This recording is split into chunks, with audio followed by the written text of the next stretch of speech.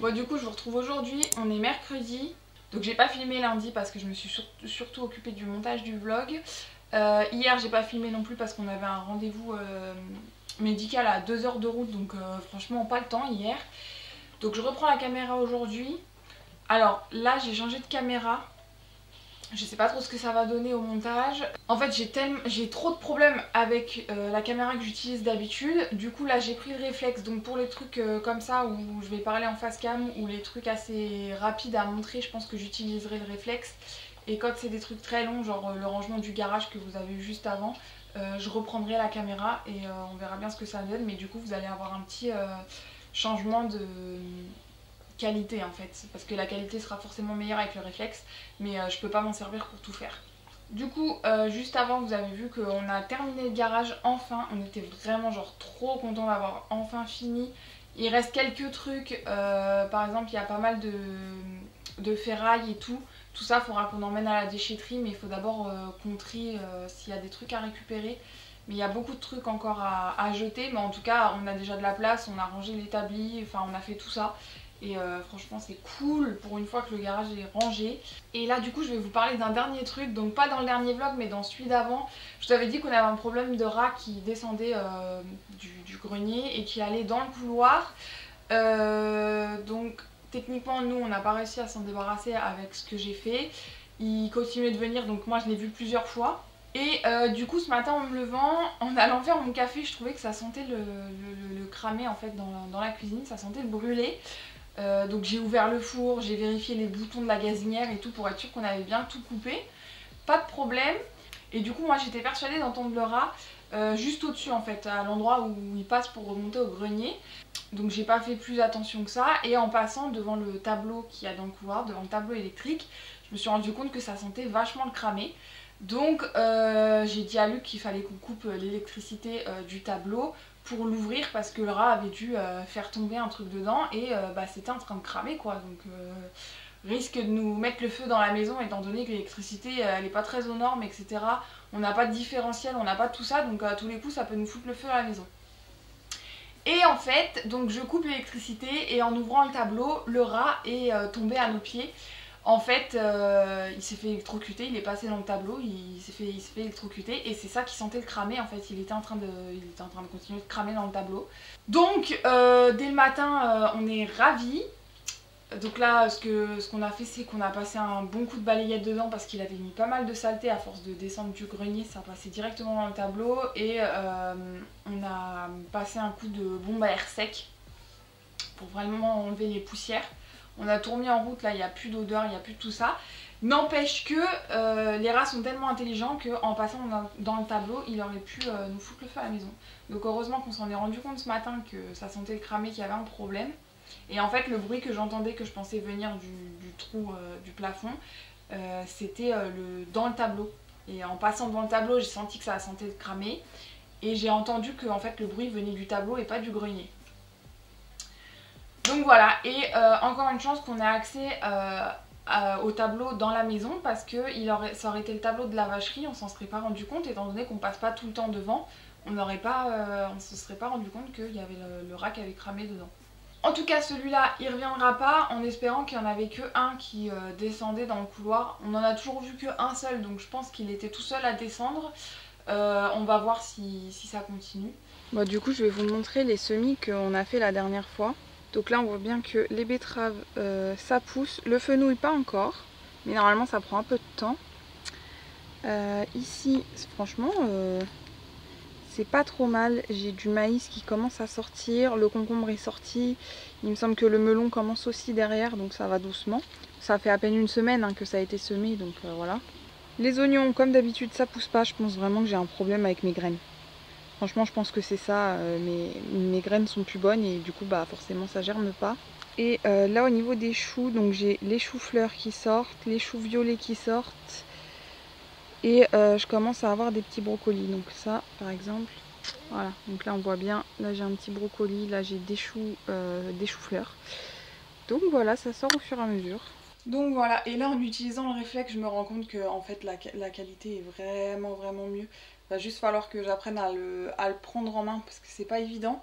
J'ai bien mis 2 heures à comprendre comment ça fonctionnait. En fait, on a pris un réflexe, c'était pour que je fasse des photos. Donc les photos, j'ai à peu près compris comment ça fonctionnait au niveau du réglage 100% manuel. Mais c'est vrai que la vidéo, c'est un autre monde avec le réflexe. Donc vraiment, il va falloir que j'apprenne à le prendre en main. Mais ça devrait aller. J'ai compris la globalité du truc, donc ça devrait le faire. Bon, du coup, là, je vous retrouve dans la cuisine. Comme d'hab, on voit pas très clair, c'est normal.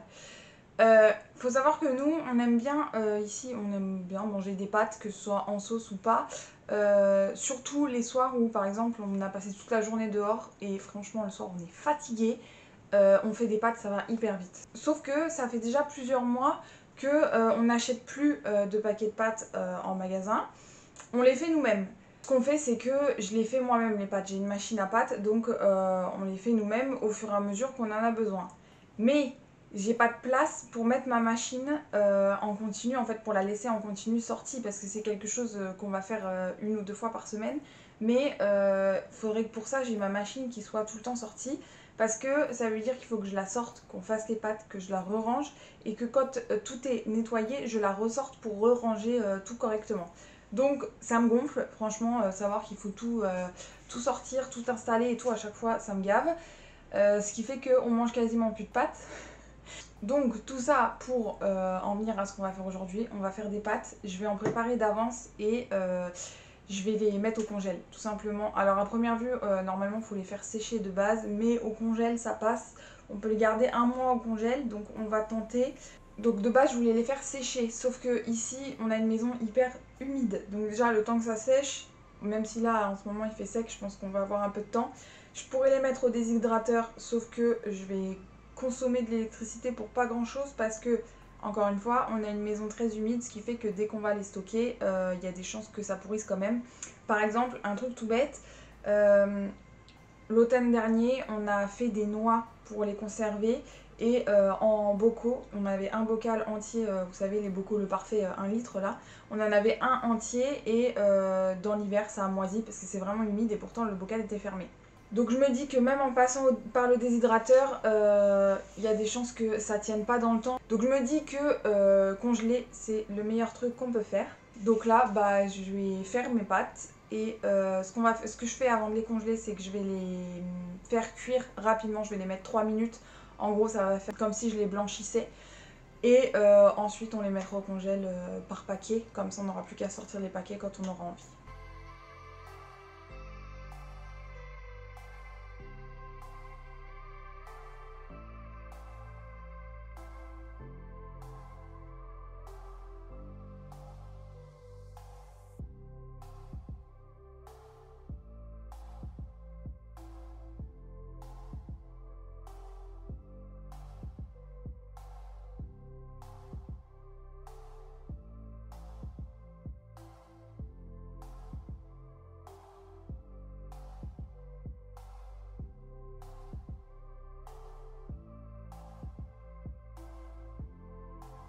Du coup, là, j'ai la quantité de pâtes pour 2 repas, à 2, hein, forcément.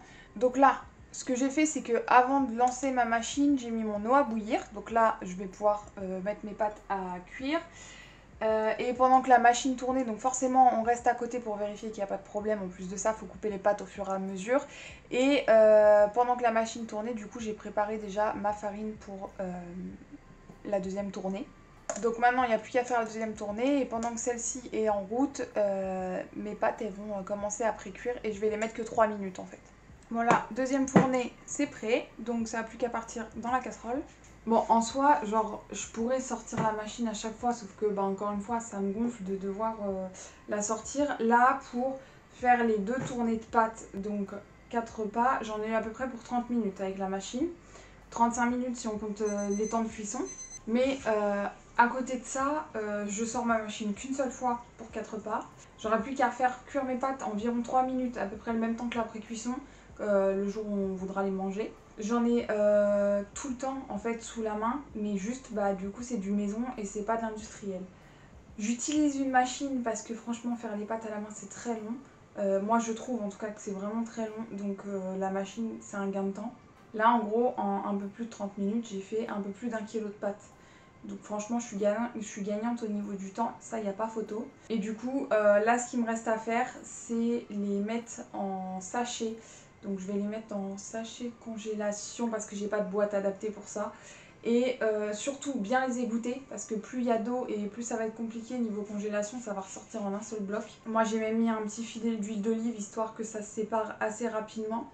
Et du coup là je vais faire des sachets d'environ 250 grammes à 300 grammes, ouais je pense. Et je vais attendre que mes sachets soient vraiment froids avant de les mettre au congèle, quitte à les passer d'abord par le frigo pendant une bonne trentaine de minutes, puis les mettre au congèle, parce que c'est pas bon de mettre des choses trop chaudes dans le congèle.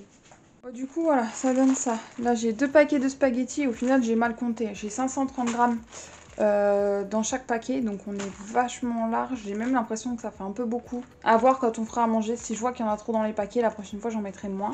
Du coup j'ai 2 paquets de tagliatelles, cette fois ça fait 430 grammes chacun. Voilà. Donc, je les ai mis au max à plat et du coup je vais les mettre comme ça dans le congèle. Et du coup si ça fonctionne, que ça nous permet d'avoir des pâtes assez rapidement le soir quand on n'a pas le courage de cuisiner. Pour l'instant, je les ferai congeler comme ça. Le temps, en tout cas, qu'on puisse faire la nouvelle cuisine. Mais comme c'est pas pour tout de suite, je pense qu'on va manger un petit moment des pâtes congelées. Mais n'empêche que ça reste des pâtes maison, donc c'est le principal.